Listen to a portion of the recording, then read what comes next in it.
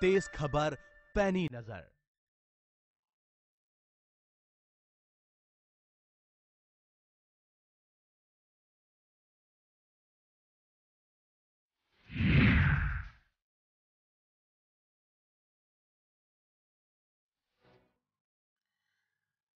नमस्कार, आप देख रहे हैं खबर फास्ट और मैं हूं आपके साथ शमशेर सिंह। हमारे इस खास कार्यक्रम हाजिर हूं में आपका स्वागत है।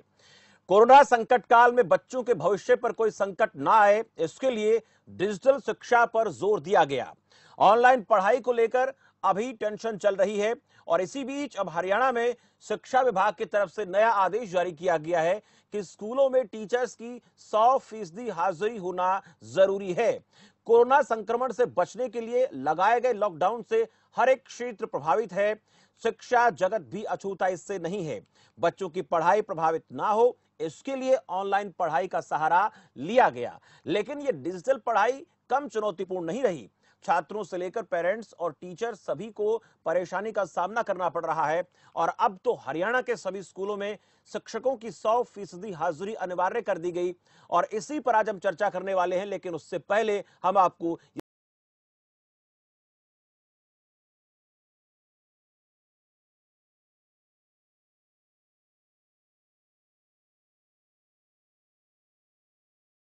वायरस के संकट काल में पढ़ाई का एकमात्र जरिया बना ऑनलाइन एजुकेशन। बिना तैयारी के शुरू हुई ऑनलाइन शिक्षा व्यवस्था शिक्षकों से लेकर पेरेंट्स और बच्चों तक काफी चुनौतीपूर्ण रही। कहीं गांव में बिजली नहीं तो बच्चों के पास एंड्रॉइड मोबाइल नहीं, कहीं इंटरनेट की सेवा नहीं तो कहीं पढ़ाई बच्चों की समझ से बाहर है। छोटे तो छोटे, बड़े छात्रों पर भी इसका असर पड़ा है। हर किसी के मन में यही सवाल उठा है कि डिजिटल शिक्षा बच्चों की पढ़ाई में बाधा ना डाले और अब तो हरियाणा के सभी स्कूलों में शिक्षकों को 100% हाजिरी देनी होगी।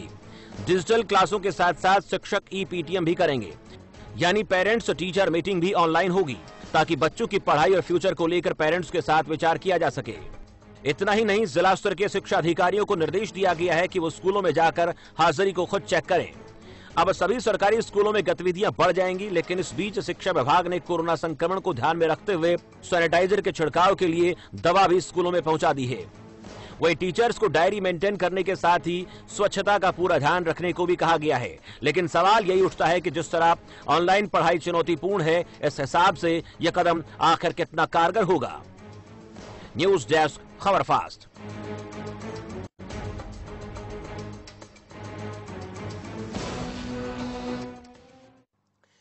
तो सरकार की तरफ से कई प्रयास किए जा रहे हैं बच्चों की पढ़ाई प्रभावित ना हो। कोरोना के संकट के इस काल में ऑनलाइन पढ़ाई की बात हो रही है।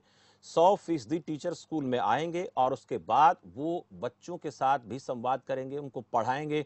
पीटीएम भी ऑनलाइन होगी, जिससे अभिभावकों के बीच में और अध्यापकों के बीच में एक सार्थक संवाद होगा और उसका सीधा सीधा मकसद ये है कि बच्चे पढ़ें लिखें और कोरोना से इस वक्त जो असर पड़ रहा है बच्चों की पढ़ाई पर, उस संकट से कहीं बाहर निकला जा सके। इसी मुद्दे पर चर्चा करेंगे। हमारे साथ कुछ मेहमान जुड़ेंगे, लेकिन इस वक्त जो हमारे साथ मेहमान जुड़े उनका परिचय आपसे कराऊं। आशीष मान है, मॉडर्न एजुकेशन एक्सपर्ट हैं। आशीष जी, बहुत बहुत स्वागत आपका खबर फास्ट में।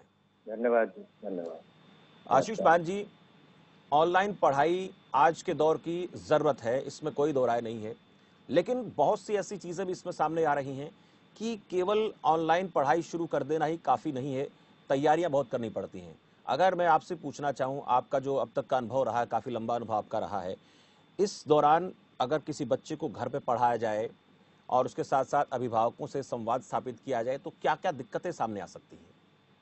देखिए, पहला तो आपने खुद ही बोला और ये तो जग जाहिर है कि ये जो ऑनलाइन हुआ है, ये तैयारी उतनी हमारी थी नहीं। और सबसे बड़ी जो तैयारी होती है वो होती है इंफ्रास्ट्रक्चर की जी, कि नेट कनेक्शन सबके पास हो, सबके पास लैपटॉप, कंप्यूटर या मोबाइल हो, एंड्रॉयड के जी। और उससे भी ये बात हो गई। दूसरी बात होती है कि हमें वो ये जो प्रक्रिया है इसको समझने का भी मौका मिलना चाहिए। बहुत से बच्चे अभी तक इसके अभ्यस्त नहीं है, पेरेंट्स अभ्यस्त नहीं है, यहाँ तक कि टीचर्स भी अभ्यस्त नहीं है, शिक्षक भी।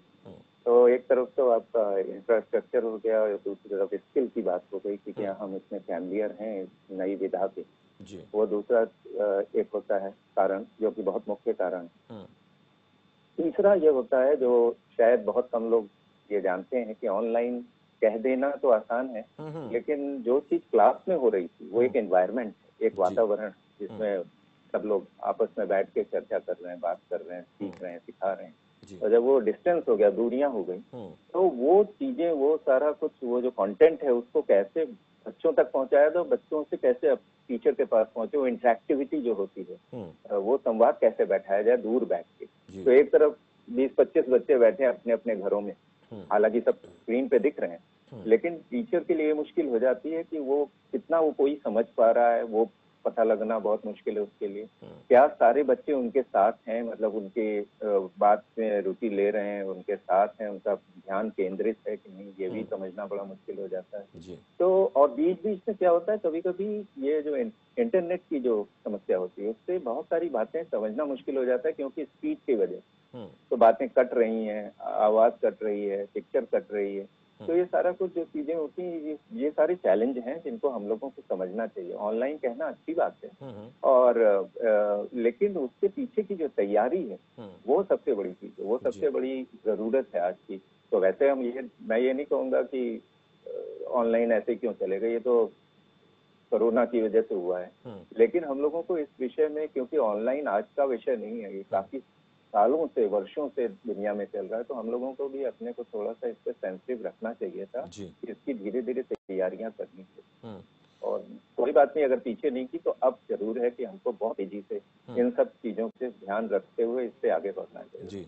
तो इंफ्रास्ट्रक्चर, स्किल एंड कंटेंट को कैसे पढ़ाना चाहिए, वो वातावरण जो ऑनलाइन में बिल्कुल बदल जाता है। हम लोग इसको कहते हैं कि उसको कहते हैं इंस्ट्रक्टर लेड, जहाँ पे टीचर को इंस्ट्रक्टर कहते हैं। वो इंस्ट्रक्टर अब एक रूम में सबको देख के, सबके साथ फिजिकली कांटेक्ट में होके पढ़ा रहा है, और एकदम से वो दूरियां बढ़ जाती हैं, उसको हम लोग कहते हैं WBT, मतलब वेब बेस्ड ट्रेनिंग, और जिसको आप ऑनलाइन भी कहते हैं। तो वो जो दूरियां बढ़ती हैं, वो भले ही आप तस्वीर में देख रहे हैं, लेकिन वो प्रत्यक्ष रूप में, जैसे हम आप बात कर रहे हैं तो आप मेरे सामने नहीं है, बिल्कुल। तो इसका बहुत बड़ा मानसिक असर पड़ता है, खासतौर से बच्चों पे तो बहुत पड़ता है। बिल्कुल आशीष जी, आपने कई अहम बातें इस चर्चा में रखी हैं, बातचीत करेंगे लगातार। इस बीच हमारे साथ गीता भुक्कल हैं, पूर्व शिक्षा मंत्री हैं। गीता भुक्कल जी, बहुत बहुत स्वागत है आपका इस खास चर्चा में। जी धन्यवाद। गीता भुक्कल जी, आपने काफी लंबा समय शिक्षा के क्षेत्र में काम किया है। जब आप कांग्रेस पार्टी की सरकार रही, उसमें शिक्षा मंत्री आप रहीं, लेकिन अब जो अवधारणा है, नई जो अवधारणा जन्म ले रही है, उसको हम ऑनलाइन क्लासेस कहें, हालांकि बहुत पहले से, लेकिन आज के दौर की बात करें तो उसमें जरूरी हो गया है। जो प्लेटफॉर्म इस वक्त बच्चों को दिया जा रहा है पढ़ाई को लेकर के, घर में बच्चे बैठ के पढ़ें, अध्यापक से संवाद स्थापित करें, और अब एक सरकार ने और आदेश जारी किया है कि सभी शिक्षक जो हैं वो स्कूल में आएंगे, PTM भी करेंगे। कितना आसान आपको लगता है ये? देखिए, कोरोना की महामारी में जहां हम लोग सोशल डिस्टेंसिंग की बात कर रहे हैं, हम लोग कह रहे हैं कि सब लोग ई लर्निंग की बात सरकार कर रही है। अच्छी बात है, अच्छा प्रयास है।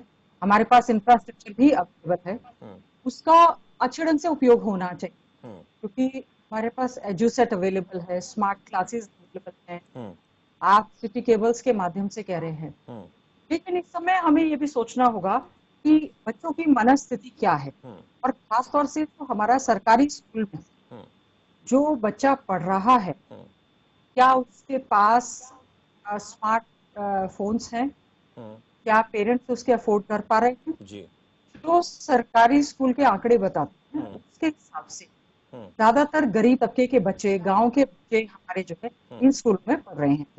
तो हमें सोचना होगा, जो सरकार एक कोशिश कर रही है, आप कह रहे हैं कि बच्चों को शिक्षा, क्या आपने एक्सपर्ट टीचर से शिक्षा के लेक्चर्स तैयार करवाए हैं, आप उनको दे रहे हैं? क्या आप बच्चों को व्हाट्सएप के माध्यम से दे रहे हैं? क्या आपने ये इंश्योर किया है कि उन बच्चों के यहाँ पर नेट सर्विसेज अवेलेबल भी है या नहीं है? और मान लीजिए बच्चों के पास नेट सर्विसेज अवेलेबल हैं, उन बेचारे बच्चों का क्या दोष है जिनके यहाँ लॉकडाउन की स्थिति थी कुछ वहां पर उनके पेरेंट्स वहां पर रहते थे जिनके पास फोन होते थे। आज के समय में पेरेंट्स को खासतौर से ये कहते हैं कि ई शिक्षा दी जा रही है, लेकिन हमारे फोन तो के पास होते हैं और वो अपने वर्क प्लेस पे चले जाते हैं, तो बच्चों को इस तरह से शिक्षा नहीं मिलती। एक तो मेरा मानना ये है कि सरकार को अति शीघ्र, क्योंकि इन्होंने जो नया अभी क्लासेस शुरू की हैं इस सेशन की, तो उसमें अपने क्षेत्र जो बुक्स है ऑलरेडी प्रिंट होने के लिए उनके ऑर्डर दे दिए होंगे। एक तो वन टाइम आप इंश्योर करें कि सभी को हार्ड कॉपी जो हमारी बुक्स हैं वो अच्छे ढंग से अवेलेबल हो। अच्छा, दूसरा हम ई लर्निंग में ये तो नहीं इंश्योर कर पाएंगे कि हम मान लीजिए एक ग्रुप में 50 बच्चों को दे रहे हैं, तो 50 में से कितने बच्चे क्योंकि हमारे स्क्रीन पे वो नहीं आ रहे, है ना, या बच्चे कुछ ऑफलाइन चले गए हैं, या केवल क्योंकि जब हम क्लासरूम में जब शिक्षा देते हैं सभी बच्चों को भी कंसंट्रेट करवाना बड़ा मुश्किल होता है। ऐसे में हम ये सोचते हैं क्योंकि बच्चे स्ट्रेस में हैं, टीचर्स भी स्ट्रेस में, बहुत ज्यादा स्ट्रेस है उनको, बहुत ज्यादा टेंशन है कि कैसे होगा जी। और शिक्षा विभाग एक हिदायत जारी कर रहा है कि आप पीटीएम जारी जी। बहुत सारे शिक्षक ऐसे हैं जो उस क्षेत्र में नहीं रहते, दूर रहते हैं, मान लीजिए आ जाएंगे, तो पीटीएम के माध्यम से आप सबसे पहले तो सरकार को देखिए कि इंश्योर करना चाहिए कि जो हमारे पास स्मार्ट क्लासेस ऑलरेडी अवेलेबल हैं, उत्कर्ष सोसाइटी से हमारा जो एजुसेट सिस्टम चल रहा है ना, उससे अच्छे लेक्चर्स तैयार करें। तो गीता बुक्कल जी, आपको बीच में एक बार थोड़ा इंटरप्ट करना चाहूंगा। कंवरपाल गुर्जर हैं, वर्तमान शिक्षा मंत्री हरियाणा सरकार, वो भी इस वक्त हमारे साथ जुड़ गए हैं। सर, बहुत बहुत स्वागत है आपका खबरफास्ट में। जी जी, धन्यवाद। गीता बुक्कल जी कुछ कह रही हैं। गीता बुक्कल जी, अपनी बात को जारी रखिए। जी, तो मेरा कहना यह है कि जो हमारे पास ऑलरेडी एग्जिस्टिंग इंफ्रास्ट्रक्चर है जो कि लॉकडाउन के दौरान काफी ज्यादा बंद पड़ा रहा, उसका प्रॉपर इस्तेमाल एक तो अच्छे ढंग से हम लोग कर सकते हैं। यानी आपकी बात है गीता बुक्कल जी की इंफ्रास्ट्रक्चर की जहां तक बात है वो अपने पास सफिशिएंट है, हम उसमें पूरी तरह से कैपेबल है बच्चों को पढ़ाने के लिए। ई लर्निंग के अगर प्रोसेस की बात करें तो देखिए, ई लर्निंग अभी हम यूनिवर्सिटीज में भी स्टार्ट नहीं कर पा रहे हैं, है ना। यूनिवर्सिटीज जो है, आप देख लें स्टेट की जो हमारी यूनिवर्सिटीज हैं, चाहे हमारी सेंट्रल यूनिवर्सिटी है, एमडी यूनिवर्सिटी, कुरुक्षेत्र यूनिवर्सिटी जो दूसरी है, जबकि जो हमारे कॉलेज गोइंग बच्चे होते हैं उनके पास, सबके पास स्मार्टफोन हैं, उनके पास टैब्स हैं, उनके पास लैपटॉप्स हैं, सारी सुविधा भी है। लेकिन एक छोटा बच्चा, और खास तौर से हमारी सरकारी स्कूल की अगर मैं बात करूं तो उसमें उनके लिए संभव सा नहीं लगता, ये वन वे ट्रैफिक टाइप लगता है जी। इसमें हमें ये पता नहीं कि कौन बच्चा सीखता है कौन नहीं सीखता है। एक बार शिक्षा केवल हमारी स्कूल की नहीं, हमारी पॉलिटेक्निक की है, आईटीआई की है, साइंस की है, मेडिकल एंड नॉन मेडिकल, जो कि आप विदाउट प्रैक्टिकल ट्रेनिंग नहीं दे सकते। तो जहाँ पूरा विश्व इस कोरोना जैसी महामारी से गुजर रहा है, तो ऐसे में तो बच्चों को हमें थोड़ा सा स्ट्रेस फ्री रखना चाहिए, है ना, उनको दूसरी तरह की शिक्षा का प्रयास करना चाहिए, जैसे करिकुलम डिजाइन करना चाहिए, और टीचर जो कि समय समय पर अपनी सेवाएं केवल शिक्षा के क्षेत्र में बल्कि इसके अलावा भी उनकी सेवाएं ली जा रही हैं। तो सभी, चाहे वो हमारे, मैंने कुछ प्राइवेट स्कूल्स में देखा है, कुछ ऐसे प्राइवेट स्कूल हैं जो बच्चों को एग्जैक्ट जो स्कूल टाइमिंग्स है उसमें वो की क्लास स्टार्ट करते हैं, पर क्लास चलती है, तो बच्चे अच्छी शिक्षा प्राप्त कर रहे हैं। तो इस दौरान हमारे सरकारी स्कूल की शिक्षा और प्राइवेट स्कूल की शिक्षा में भी काफी बड़ा एक है, ये बहुत बड़ा गैप है, इसको भरना बहुत आसान काम नहीं है, काफी लंबे समय से हम देख रहे हैं।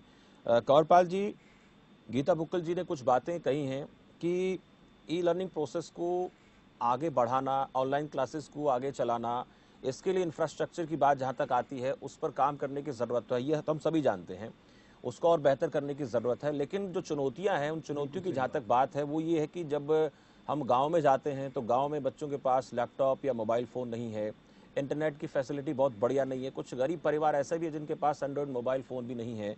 हालांकि सरकार ने अब ये कह दिया कि 100% टीचर स्कूल में आएंगे, पीटीएम भी होगी, तमाम चीज़ें, संभव कैसे होगा?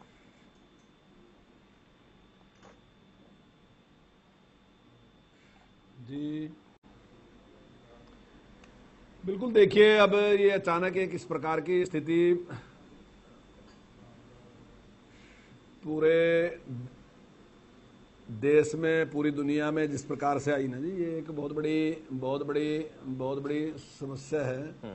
एक मिनट, ये डबलिंग हो रही है, वो फिर मेरी आवाज बाद में घूम के आवा ना मेरे पास ही जी, तो ये तो मैं इसको कान से उतार दूं, मैं सुन पा रहा हूँ, ठीक चली जाएगी उधर। हाँ ठीक है सर, ठीक आ रही है ना जी, मुझे डिस्टर्ब करती है ना जी वो, जब मैं बोलता हूँ ना जी तो फिर अगली बार वो आवाज उधर जा, बिल्कुल, या तो मैं इसको इधर इसको है जी। अब ठीक आ रही है आवाज, टीवी स्क्रीन पर अच्छी आवाज आ रही है। आपकी तरफ तो ठीक है रही, लेकिन ई लर्निंग के माध्यम तो से हमारे भाई एजुकेशन मिनिस्टर को दिक्कत आ रही है, तो एक स्कूल में कैसे हम दे पाएंगे, हमें सोचना होगा। नमस्कार भाई साहब। गीता बुक्कल ने एक बड़ा मतलब पॉइंट ऐसा छोड़ा है जो इस पर सवाल खड़े करता है। जी बहन जी बहुत सीनियर, बहन जी बहुत सीनियर लीडर हैं, पहले एजुकेशन मिनिस्टर रही तो नहीं, आप हमारे आदरणीय भाई है, तो मैं वही छोटे बच्चों की चिंता कर रही हूँ। तो आप हमारे जब शिक्षा मंत्री जी हैं तो हमें आपका ध्यान रखना। नहीं, बिल्कुल बिल्कुल बहन जी, बिल्कुल आपकी आपकी आपकी बात बिल्कुल सही है 100%। और ये अचानक जिस प्रकार की परिस्थितियां पूरी दुनिया के, पूरे हमारे देश के सामने आएगी, जो बहुत एडवांस कंट्री है उनके यहाँ तो शायद ये इतनी समस्या नहीं होगी, लेकिन हमारे जैसे देशों के लिए बड़ी समस्या है। लेकिन उसके बावजूद भी जिस प्रकार से देश ने इसका सामना किया, हमारे प्रदेश ने जिस प्रकार से इसका सामना किया, और जिस प्रकार से बच्चों के साथ हमने संपर्क बना के रखा, चाहे एजुकेशन के मामले में, चाहे मिड डे मील के मामले में, हर मामले में जिस प्रकार से सरकार ने इसमें सफलता प्राप्त की, तो वो बहुत अच्छा है और उसको आगे बढ़ाने की जरूरत है। इससे मैं भी सहमत हूँ बिल्कुल जी। जैसे मैंने कल कहा भी था कि अभी अगर मान लीजिए इसमें कोई सुधार नहीं होता, अगर स्थिति ऐसी ही बनी रहती है, तो आने वाले टाइम में जो गीता बुक्कल जी की चिंता है कि भाई बहुत बड़ी संख्या में बच्चों के पास मोबाइल नहीं है या इस प्रकार स्मार्टफोन नहीं है, तो हम उस बारे में भी विचार कर रहे हैं कि अगर मान लो इसी प्रकार का रहता है तो आने वाले टाइम में हमें इस प्रकार के मोबाइल भी खरीद के बच्चों को अगर देने पड़ेंगे, तो उस पर भी विचार कर रहे हैं कि अब कोई तरीका नहीं है, क्योंकि अब क्लास नहीं लगा सकते। हालांकि मैंने क्लास लगाने के बारे में विचार किया था, और हमारे सरकारी स्कूल है ना जी, वहाँ की समस्या और प्राइवेट की बिल्कुल अलग अलग है। जो हमारे सरकारी स्कूल हैं उसमें एक ही गांव के बच्चे हैं, लगभग 5वीं और 8वीं में तो लगभग उसी गांव के बच्चे हैं जी। तो वो आ जा सकते हैं, कोई इतनी बड़ी प्रॉब्लम नहीं, सोशल डिस्टेंसिंग भी बना के रखी जा सकती है। और जो हमारे 9th से लेके 12th तक की क्लासें हैं, वो भी लगभग 4-5 किलोमीटर के दायरे में हैं, तो वो भी हम कर सकते हैं। लेकिन प्राइवेट स्कूलों की अलग एक प्रॉब्लम है, क्योंकि उनके यहाँ तो 20-20 किलोमीटर से बच्चे आते हैं, और जो बसों में आते हैं तो वहाँ सोशल डिस्टेंसिंग बनी नहीं रहती, और जिस प्रकार से हम चलाना चाहते हैं क्लासें, उस प्रकार से उनके लिए संभव नहीं है। उनके लिए अलग समस्या है, हमारे लिए अलग टाइप की है। लेकिन इसमें हम विचार कर रहे हैं, और मैं समझता हूँ कि इसमें सहयोग की जरूरत है, समाज के सहयोग की जरूरत भी है, और सबके सहयोग की जरूरत है। तो बहन जी भी अपने सुझाव देंगी, तो मैं उनको विश्वास दिलाता हूँ कि हम उनके जो सुझाव होंगे उनको भी अमल में लेके आएंगे। बिल्कुल। एक हमारे साथ आशीष मान जी हैं, मॉडर्न एजुकेशन एक्सपर्ट हैं, और ई लर्निंग प्रोसेस के ऊपर गहरी जानकारी वो रखते हैं। वो अपनी तरफ से कुछ इस बारे में बताना चाहेंगे कि दिक्कतों को कैसे दूर किया जा सकता है, जो चुनौतियां आती हैं। हमने चुनौतियों को लेकर तो बात की, लेकिन उन चुनौतियों से निपटने के लिए क्या कुछ समाधान हो सकते हैं। आशीष मान जी, आपसे जानना चाह रहा था मैं कि ये गाँव में बिजली नहीं है, मोबाइल फोनों की जहाँ तक बात आती है, हर किसी के पास एंड्रॉइड मोबाइल नहीं है। हालांकि ये नहीं कह सकते कि सब के पास नहीं, लेकिन बहुत से लोगों के पास ये चीजें नहीं है। कैसे रास्ता निकाल सकते हैं हम? इस वक्त 2 शिक्षा मंत्री, पूर्व के शिक्षा मंत्री, वर्तमान के शिक्षा मंत्री हैं, और आपकी राय बड़ी महत्वपूर्ण रहेगी इस पूरे मामले में। हाँ सर, टेक्नोलॉजी तो एक है समस्या, और बल्कि कुछ अगर डेटा भी देखिए तो कंप्यूटर अगर गांव में देखा जाए तो 9% के आसपास हैं लोगों के पास, और नेट कनेक्शन 17 से 19% लोगों के पास है। तो और जो जिस जमात की हम बात कर रहे हैं, जिस जनसंख्या की हम बात कर रहे हैं, वो स्टूडेंट कम से कम 35 से 37 करोड़ हैं हमारे यहाँ। तो समस्या तो मैं हरियाणा की नहीं, मैं पूरे देश की बात कर रहा हूँ। तो ये समस्या तो है। इसमें टेक्नोलॉजी पे तो सर ने जैसे बोला कि वो तो गवर्नमेंट देखेगी कि कैसे आगे बढ़ाया जाए, लेकिन इसमें एक और समस्या है जो थोड़ा सा हम लोगों को, वो होगा धीरे धीरे, लेकिन ये बहुत बड़ी समस्या है। वो समस्या है कंटेंट की। हम जो पढ़ा रहे हैं वो ऑनलाइन के हिसाब से बना नहीं। हमारी जो पुस्तकें हैं, हमारा जो शिक्षा प्रणाली है, वो ऑनलाइन के हिसाब से नहीं बनी। वो जैसा मैंने बोला कि इंस्ट्रक्टर लेड कहलाता है, ILT जो टीचर है वो ट्रेनर है, वही इंस्ट्रक्टर है। तो वो जो 4 दीवारी में पढ़ाया जाता है उसका एक अलग वातावरण होता है, एकदम से पूरा वातावरण ही बदल दे रहा है। तो वो पढ़ाना, उस तरह की शिक्षा को लाना, तो धीरे धीरे कहीं ना कहीं हम लोगों को कंटेंट पे भी काम करना पड़ेगा, जो कि एक लंबी प्रक्रिया है। लेकिन आज की जो सबसे बड़ी समस्या, जैसे मैम ने भी बोला कि है ही नहीं, ना तो बच्चों के पास मोबाइल है, ना तो बच्चों के पास लैपटॉप है, ना कंप्यूटर है, और ना ही उनके पास इस तरीके के एनवायरनमेंट में काम करने का एक मतलब वो अभ्यस्त है। तो इसके लिए यही है कि धीरे धीरे चलना पड़ेगा, और कहीं ना कहीं एक चीज है, वो कैसे होगा पता नहीं, जैसे जैसे कोरोना थोड़ा कम होगा हमें पहले ब्लेंडेड में जाना होगा। ब्लेंडेड में ये होता है कि क्लासरूम में थोड़ा बहुत करें और थोड़ा बहुत ऑनलाइन करें, तो उससे ये फायदा होगा कि ये जो प्रक्रिया एकदम से बदलेगी नहीं, है ना, ऊपर से नीचे बदल दिया हमने, उससे आदमी एकदम सारी शिक्षा प्रणाली हिल जाती है। तो अगर हम धीरे धीरे ये सोचना शुरू करें, जो भी एक्सपर्ट लोग हैं, कि चलो इतना पोर्शन, जैसे कि अभी मैंने कहीं पढ़ा था कि गवर्नमेंट कह रही है, यूजीसी कह रही है कि 40% अब ऑनलाइन कर देना चाहिए और 60% क्लासरूम रखना चाहिए। तो ये एक अच्छी वो है, सार्थक सोच है कि धीरे धीरे हम लोग इसकी ओर आगे बढ़ें, क्योंकि एकदम से पूरा चेंज करना बड़ा ही मुश्किल हो जाएगा, संभालना भी बड़ा। बस वो कहने को हो जाएगा कि हमने शिक्षा प्रणाली बदल दी, लेकिन उसकी क्वालिटी कितनी रहेगी, गुणवत्ता कितनी रहेगी, ये इससे जैसे जो नेट की क्वालिटी होती है, जैसे अभी कंवरपाल जी से हम बात कर रहे थे, तो जो इंटरनेट में दिक्कतें आई, उसी तरीके की जो एक चीज अगर 100 किलोमीटर बैठे बच्चे के पास या 50 किलोमीटर बैठे बच्चे के पास पहुंचती है, तो उसमें बहुत सारी बाधाएं होती हैं।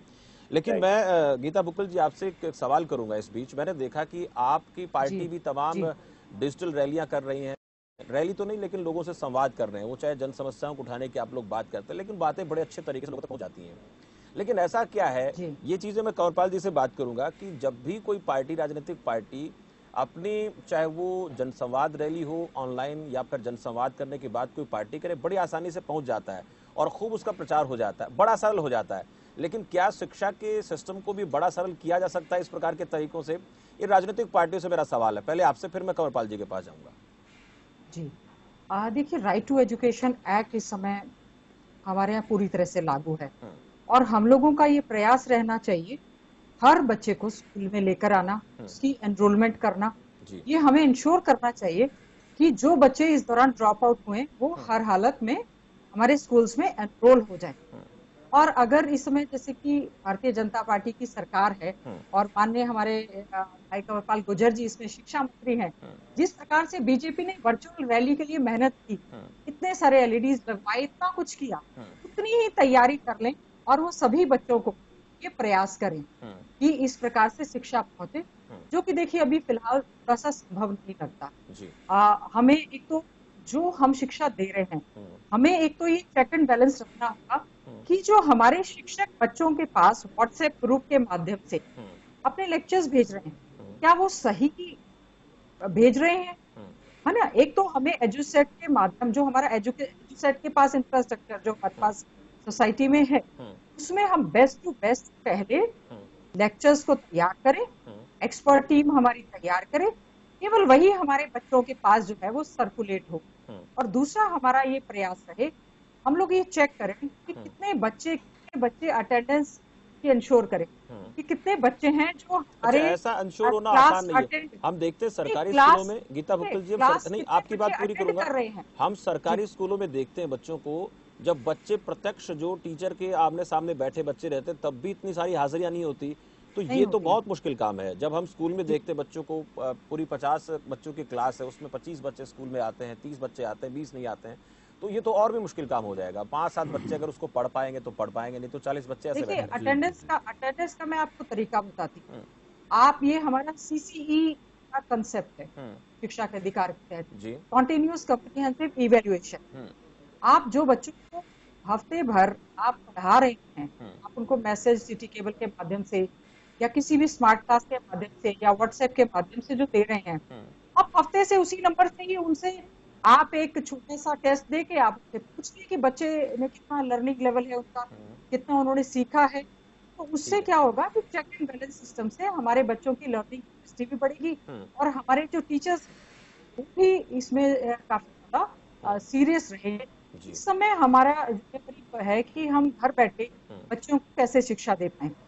हमें थोड़ा सा सीखना होगा, हमारे जो हमारे पब्लिक स्कूल है, ये जो प्राइवेट स्कूल हैं, हमारे यहाँ भी बहुत अच्छा इंफ्रास्ट्रक्चर है। हमारे यहाँ पर बहुत मॉडल स्कूल्स हैं, Arohi model schools, Kasturba Gandhi schools हैं, हमारे सेंट्रल ऑफ एक्सीलेंस कॉलेज हैं, हमारी बहुत excellent ITI polytechnic engineering college हैं। हम उस इंफ्रास्ट्रक्चर का प्रॉपर इस्तेमाल करते हुए प्रॉपर लेक्चर्स, क्लासरूम तैयार करके इंटरेस्टिंग एजुकेशन बनाए। इसमें थोड़ी सी शिक्षा को इंटरेस्टिंग बनाना पड़ेगा, क्योंकि आज के समय में एक ऐसा है कि कोई भी किसी के संपर्क में ये आ जाएगा तो रुचिकर कैसे बनेगी? वायरस है, अटैक। ये रुचिकर कैसे बन सकती है? जब क्लास में बच्चे नहीं है, घर में बैठकर बच्चे पढ़ेंगे तो कैसे बनेगा? क्योंकि 50 बच्चे होते थे स्कूल में, मान लो पढ़ाते हैं तो उनको ग्राउंड में खेलने के लिए भेज दिया जाता है, और कोई ड्राइंग कंपटीशन करा दिया जाता है, तमाम चीजें ग्राउंड में खेलना कूदना, आपस में सामाजिक जो एक बच्चे का सर्वांगीण विकास होता है वो स्कूल में आकर हो सकता है। घर बैठे बहुत ज्यादा ऐसा नहीं हो सकता है, और आज के दौर में तो देखिए बहुत जी इसमें प्रैक्टिकल टाइप ऑफ उनको हम एजुकेशन दें, है ना, कुछ डॉक्यूमेंट्री टाइप पिक्चर्स डाल दें, छोटी छोटी पिक्चर्स डालें कुछ स्टोरीज के माध्यम से, या दूसरा या देखिए इस समय हम भी समझ सकते हैं कि बच्चों की क्या स्थिति है, एजुकेशन डिपार्टमेंट की क्या स्थिति है।